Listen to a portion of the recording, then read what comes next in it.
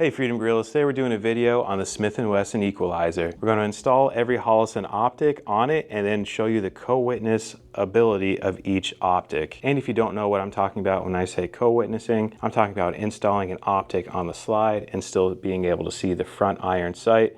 That way, in case of any optic failures, you're still able to use the iron sights to aim. And one thing to note before I show you all of the co-witnessing for the K series, the Equalizer does have a modified RMSE footprint, so all of these will be a direct mount. The only thing you will need for the 407K and 507K, you'll need 6 30-second screws. And those screws do come with the SCS carry, EPS carry, and EPS. You can get these screws at freedomgorilla.com.